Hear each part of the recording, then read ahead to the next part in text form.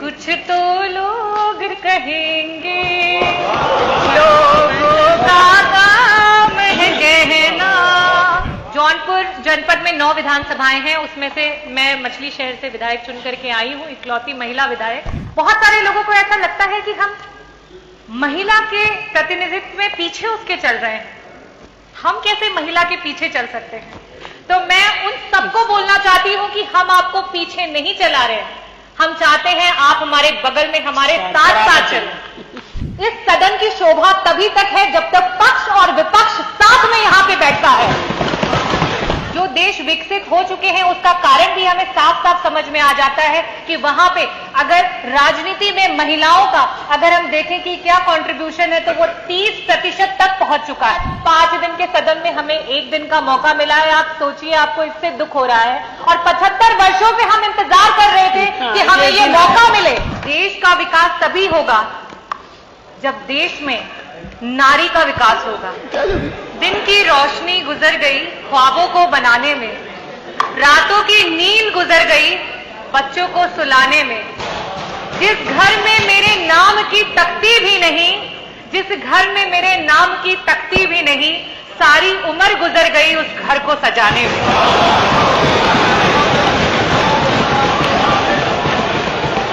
आदरणीय अध्यक्ष महोदय, आज आजादी के 75 वर्षों में पहली बार देश की सबसे बड़ी सदन उत्तर प्रदेश की सदन में सिर्फ और सिर्फ महिला विधायकों को बोलने का आपने अवसर दिया। मैं उसके लिए आपको हृदय से धन्यवाद करती हूं। मैं धन्यवाद करना चाहूंगी समाजवादी पार्टी के राष्ट्रीय अध्यक्ष श्री अखिलेश यादव जी का, आदरणीय डिंपल भाभी का, जिनकी प्रोग्रेसिव सोच के कारण आज विपक्ष में होने के बावजूद भी अगर हम रेशियो निकाल लें तो जो महिला जनप्रतिनिधि हैं उनका रेशियो पक्ष के समान है। मैं धन्यवाद करना चाहूंगी हमारी समाजवादी पार्टी की सोच को, जो सोच कहती है कि नेतृत्व का कोई जेंडर नहीं होता। नेतृत्व का होता है एक विचार, एक सोच, एक विचारधारा जिससे आप लोगों को खुद से जोड़ते हैं। राम मनोहर लोहिया जी ने कहा था, देश का विकास तभी होगा जब देश में नारी का विकास होगा। जब नारी विकास करेगी तभी देश का विकास होगा। आज से कई सालों पहले जब अध्यक्ष जी आप, मेरे पिता, उनके सहपाठी जब स्कूल में जाया करते थे तो वहां पे पढ़ाया जाता था कि 3 प्रकार के देश होते हैं, विकसित देश, विकासशील देश और अविकसित देश। और तब वो अपने अभिभावकों से पूछते थे कि हमारा देश विकासशील की श्रेणी में आता है, ये कब तक विकसित हो जाएगा? तो उन्हें कहा जाता था कुछ नहीं, आज से 8-10 सालों में हमारा देश विकसित हो जाएगा। अध्यक्ष जी, आपके बाद हमने भी स्कूल की पढ़ाई की, हमने भी स्कूल जाना शुरू किया और हमें भी वही पढ़ाया गया और हमने भी जब ये पूछा सवाल तो हमें भी वही उत्तर मिला। आज एक नई जनरेशन स्कूल जाने को तैयार है, लेकिन आज ये देश अपना जवाब नहीं बदल पाया है। क्या हमने कभी इस बात पे मंथन किया है? आज ये जो स्पेशल सेशन बुलाया गया है, ये सत्र ही उसका जवाब है कि आज जो हम 403 विधायकों में सिर्फ और सिर्फ 47 महिला विधायक हैं, वो उसका जवाब है कि जिसकी वजह से आज हमारा देश विकासशील से विकसित देश नहीं हो पाया है।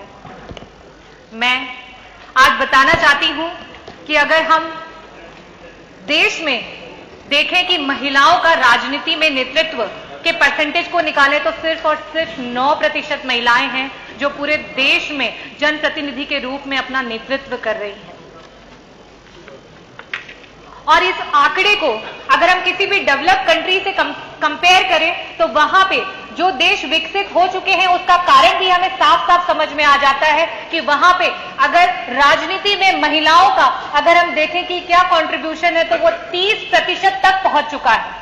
और हमें भी अब इस पे विचार करना जरूरी है और इस सदन के माध्यम से मैं आग्रह करना चाहूंगी कि महिलाओं को हर क्षेत्र में आरक्षण देने की जिम्मेदारी सरकार को उठानी चाहिए, इस प्रदेश को उठानी चाहिए और इस देश को उठानी चाहिए।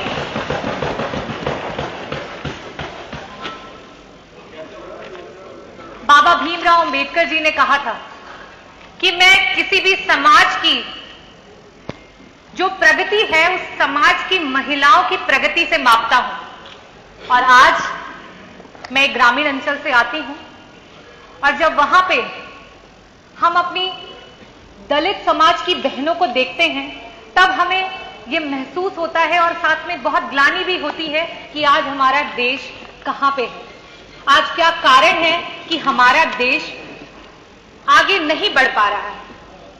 चाहे राजनीतिक क्षेत्र हो या सामाजिक क्षेत्र हो, चाहे एक मां हो या बहन हो या पत्नी हो या बेटी हो, अधिकांश जगह में भारत देश में हमें निर्णय लेने की आजादी नहीं है।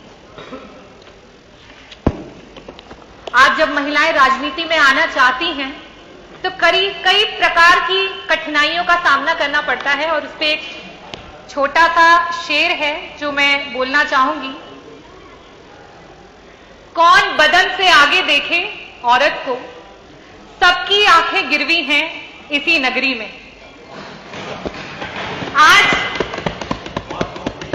आज भी अगर औरत कुछ अच्छा नहीं कर पाती है तो आज हमें सुनने को मिलता है ये तो औरत है, इतना बड़ा दायित्व इसे दे दिया, कहां से कर पाती।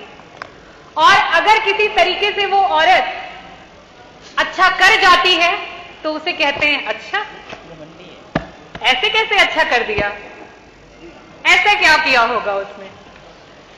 इस सोच को बदलने की जरूरत है। मैं इस सोच के लिए ये बोलना चाहूंगी कि आज इस प्रदेश को, इस देश को एक मकसद के साथ हमारे प्रदेश की और देश की महिलाओं को बढ़ाने के लिए सोचना होगा।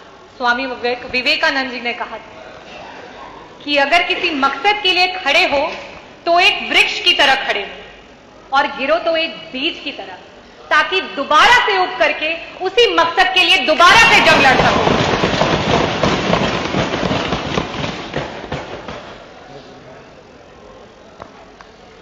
मैं अध्यक्ष जी आपसे कहना चाहती हूं, हमें स्पेशल अपॉर्चुनिटीज, स्पेशल सेशंस नहीं चाहिए। आज 5 दिन के सत्र में 1 दिन सिर्फ और सिर्फ महिला विधायकों को मिला है। कई सारे लोग होंगे जिन्हें दुख हो रहा होगा, कई सारे लोग हो रहे होंगे जिनको आपत्ति हो रही होगी, लेकिन मैं ये कहना चाहती हूं कि आज 5 दिन के सदन में हमें 1 दिन का मौका मिला है। आप सोचिए, आपको इससे दुख हो रहा है और 75 वर्षों से हम इंतजार कर रहे थे कि हमें ये मौका मिले। 75 वर्षों से हम इंतजार कर रहे हैं। आज भी उत्तर प्रदेश के अलावा बाकी सदन में जहां जहां ये आवाज जाएगी, मुझे लगता है अध्यक्ष जी वहां पर भी इसको शुरू किया जाएगा और इसके लिए मैं तहे दिल से आपको धन्यवाद करना चाहूंगी, अपने राष्ट्रीय अध्यक्ष जी को धन्यवाद करना चाहूंगी। और मैं ये भी कहना चाहती हूं, जब सदन में महिलाओं को बराबर का हक मिलेगा तभी जाकर के जनपद में जो बैठे हुए अधिकारी हैं वो भी हमें सीरियसली लेंगे। मैं आपको एक घटना बताना चाहती हूं। मछली शहर विधानसभा, जौनपुर जनपद में 9 विधानसभाएं हैं, उसमें से मैं मछली शहर से विधायक चुन करके आई हूं, इकलौती महिला विधायक। और मेरे यहाँ की जो रोडों की स्थिति है वो बहुत ही खराब है। मैंने पिछले सदन में भी उन बातों को उठाया था और बड़ी मुश्किल से एक रोड है जो स्वीकृत होकर बननी शुरू हुई। जब वो रोड बनी तो उस पर जब शीलपट लगा तो उस पर हमारे जो नेबर के हमारे पड़ोसी विधायक हैं उनका नाम लिख करके आ गया। तो आज अधिकारियों की भी ये सोच है कि अरे ये तो महिला है, ये क्या कर लेगी, और ऊपर से ये विपक्ष की महिला है तो ये क्या कर लेगी। हमें इसको बदलना होगा, हमें इसे बदलना होगा।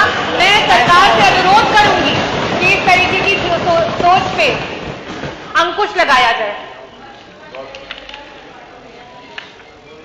साथ ही साथ मैं अपनी महिलाओं को भी कहना चाहूंगी कि ये वक्त आ गया है कि हमें आगे बढ़ना होगा, हमें देश का प्रतिनिधि बनना होगा, हमें आगे बढ़ करके देश को तरक्की के रास्ते पे लेके जाना होगा।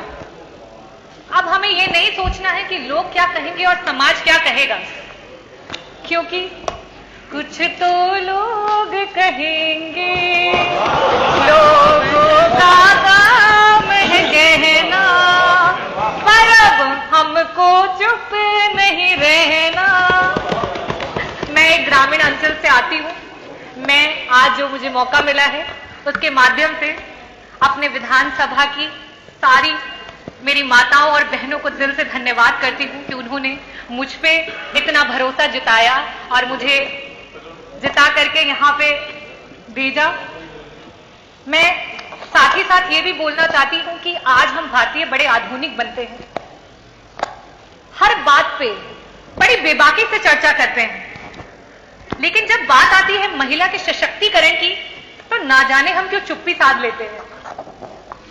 हम क्यों भूल जाते हैं कि भारत की आजादी में महिलाओं का बलिदान कहीं से कम नहीं था, चाहे वो रानी लक्ष्मीबाई रही हो, चाहे वो झलकारी देवी रही हो, चाहे महारानी अहिल्याबाई होलकर रही हो, चाहे ज्योतिबा फूले जी रही हो, और साथ ही साथ चाहे वो मातंगी देवी रही हो जिन्होंने वंदे मातरम कहते कहते अपने प्राणों की आहुति दे दी, चाहे वो कनकलता रही हो जिन्होंने 17 साल की उम्र में हाथ में राष्ट्रीय ध्वज को लिए वीर गति को प्राप्त हो गई हो। हमें उन बातों को नहीं भूलना चाहिए और शायद इन्हीं बातों को भूलने की वजह से आज महिलाएं पीछे छूटती चली जा रही हैं। मैं आज इस सदन के माध्यम से ये कहना चाहती हूं,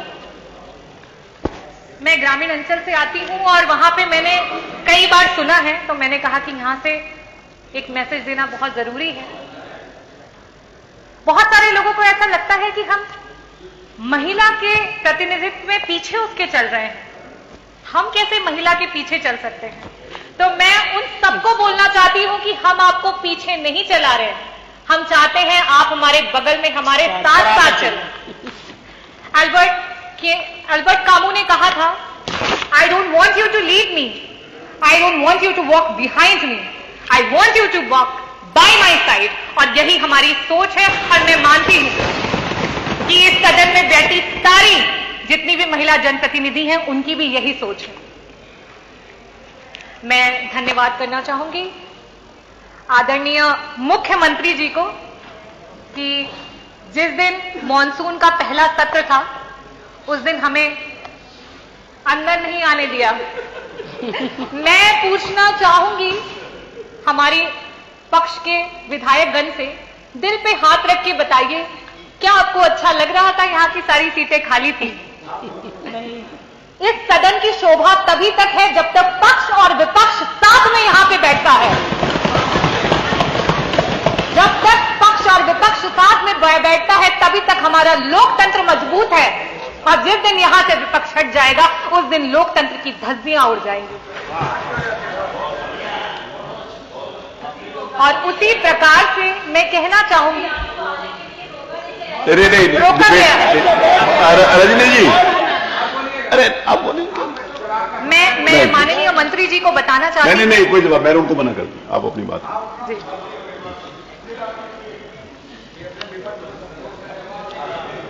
चलिए धन्यवाद, अगर हो गया हो तो। नहीं सर, नहीं हुआ, अभी तो बहुत लंबा है। वो कागज नहीं मिल रहे, धन्यवाद अध्यक्ष जी। नहीं, कागज नहीं मिल रहा, इसी को बोला। मुख्यमंत्री जी को धन्यवाद कर रही थी कि जैसे कि हमें आने नहीं दिया, तो उस दिन यहाँ पे आपके पॉलिसीज की पर्चियां बट रही थी, तो मैं बहुत बहुत धन्यवाद प्रकट करना चाहूंगी कि वो पॉलिसीज की पर्चियां हमें भी मिली। तो मैं उसके बारे में बताना चाहती हूं। उसमें आपने विवाह के लिए कन्या अनुदान देने का एक संकल्प लिया है। कोरोना काल में बहुत सारे गरीब परिवार अपने बच्चों की शादी नहीं कर पाए। वो गरीब माता पिताओं ने अभी कुछ महीने पहले जब शादी का सीजन था तब वो अपने बच्चों की शादी कर रहे थे।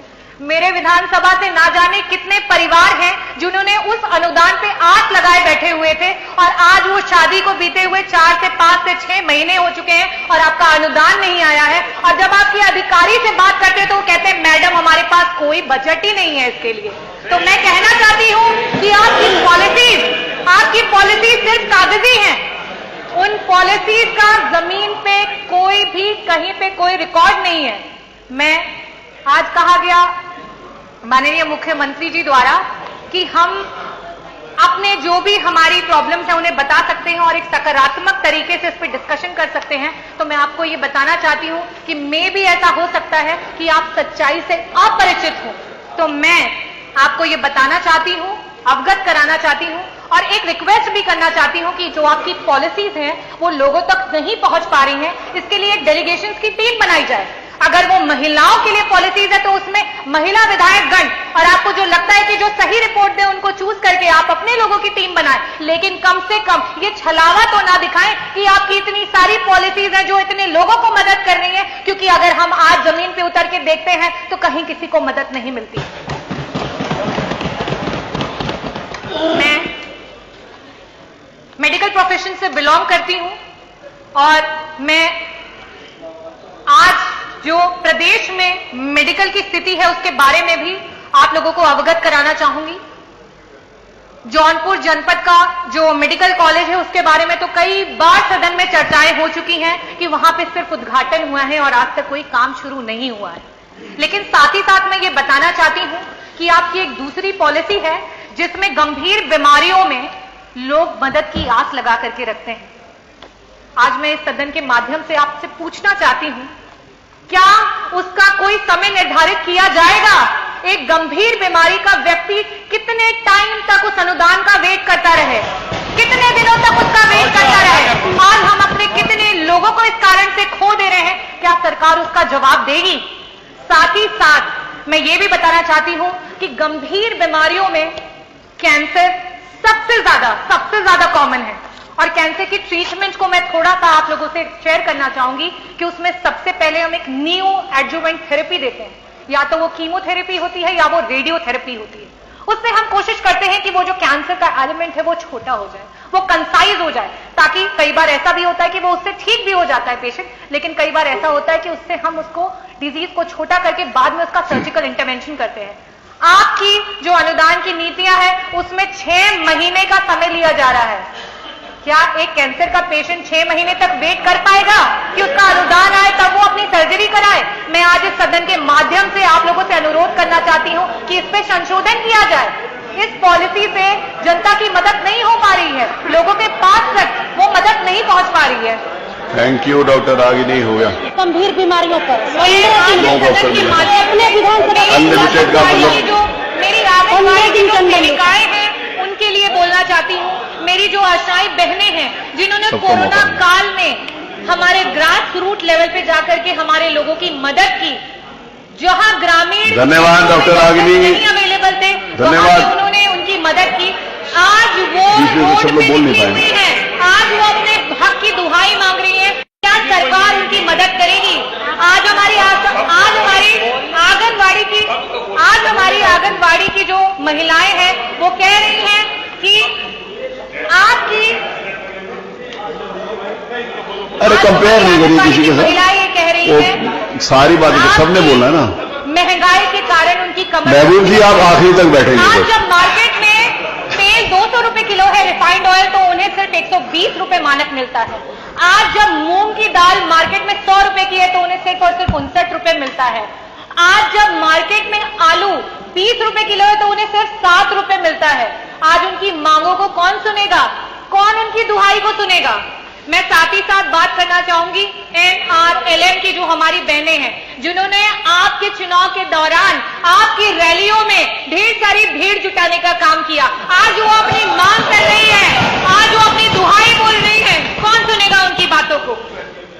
मैं बहुत गर्वित महसूस करती हूं कि जिस समय भाजपा की सरकार ग्रामीण क्षेत्रों में बिजली कटौती करने में व्यस्त थी, उस दौरान मेरे क्षेत्र से कई सारे बच्चे हैं जिन्होंने बोर्ड में 95% अबव मार्क्स स्कोर किए, और साथ ही साथ आपका जो नेशनल एग्जामिनेशन होता है मेडिकल का, उसमें 7 से 10 बच्चों ने उसमें रैंक निकाला है। तो मैं आप लोगों को ये बताना चाहती हूँ और साथ ही साथ ये भी कहना चाहती हूँ, जबकि मैंने पिछले सदन में भी कहा था कि ग्रामीण इलाके के बच्चे कहीं से भी मानसिक रूप से शहरी बच्चों से कम नहीं है, लेकिन आज उनके पास वो व्यवस्था नहीं है। आज स्कूल माध्यमिक हो, प्राइमरी हो, हायर सेकेंडरी स्कूल हो, उनके रास्तों को मेन रास्तों से नहीं जोड़ा गया है। आज जब उनके परिवार वाले, उनके घर वाले उन्हें स्कूल तक छोड़ने जाते हैं, वहां रोड पे उनके एक्सीडेंट्स हो जाते हैं। इस पे सरकार कब मंथन करेगी? कब इसका असली आईना आप लोग देखेंगे? ये खत्म हो गया तो पेपर खत्म हो गया तो आगे।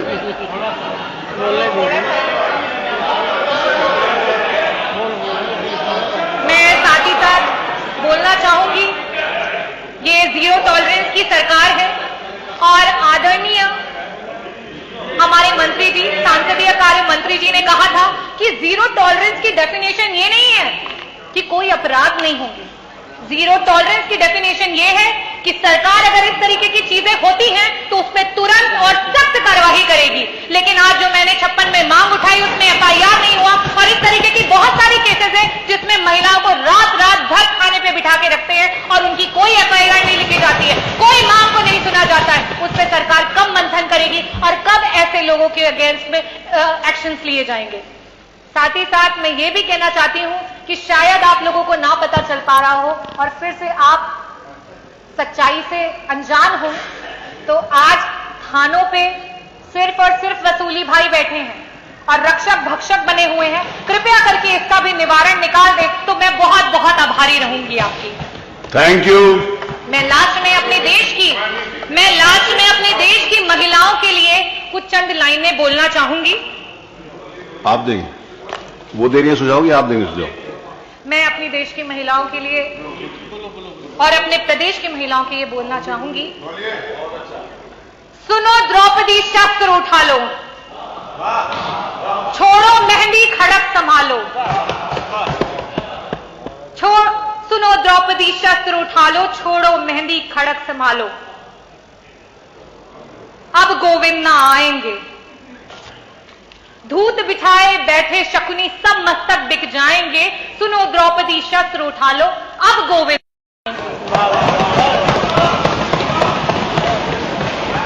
कल तक केवल अंधा राजा, आज गूंगा बहरा भी है।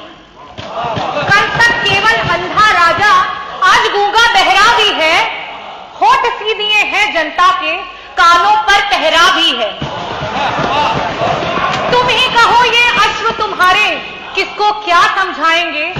सुनो द्रौपदी शस्त्र उठा लो, अब गोविंद ना आएंगे।